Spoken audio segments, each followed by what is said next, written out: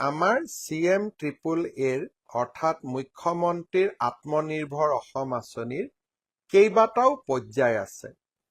প্ৰথম আমি 25,000 যুৱকক 1 লাখকৈ টকা দিছিলোঁ। তাৰ ভিতৰত 12,500 যুৱকে পৰৱৰ্তী 1 লাখ টকা পোৱাৰ বাবে উপযুক্ত হ'ল।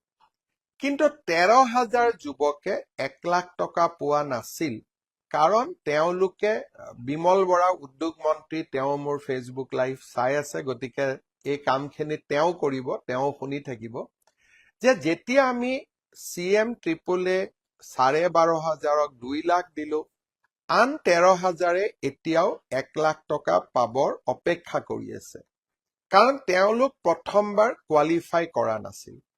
এতিয়া আমাৰ প্ৰথম কাম হ'ব অহা কেইটামান দিনৰ ভিতৰত এই 13,500ক আকৌ এবাৰ পুনৰীক্ষণ কৰা আৰু তেওঁলোকৰ যোনে 1 লাখ টকা পাবৰ বাবে যোগ্য তেওঁলোকক আমি আৰু 1 লাখ টকা দি 2 লাখ টকা সম্পূৰ্ণ কৰিব বিচাৰিম।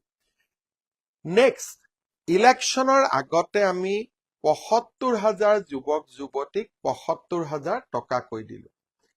এতিয়া তেওঁলোকে এটা 3 দিনৰ ট্ৰেইনিং কৰি আছে।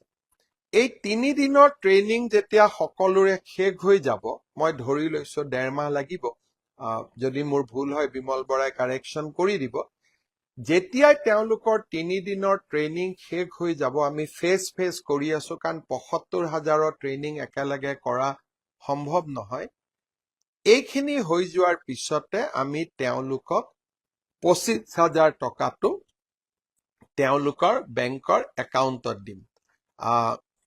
গায়ত্ৰী হাজৰিকাই কৈছে, মামা মোক জীৱন প্ৰেৰণাৰ আঁচনি লাগে। মই ভাবো মই টকা লাগে, মই জীৱন প্ৰেৰণাৰ বিষয়ে ইতিমধ্যে কলো যে ছেপ্টেম্বৰ মাহত পাব।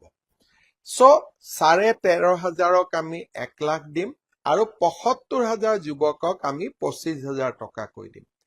তাৰ পিছত নতুন বাজেটত ঘোষণা কৰাৰ অনুসৰি আৰু 50,000 যুৱকক আমি CM-AAAৰ বাবে চিলেকশ্যনৰ প্ৰক্ৰিয়া আৰম্ভ কৰিম।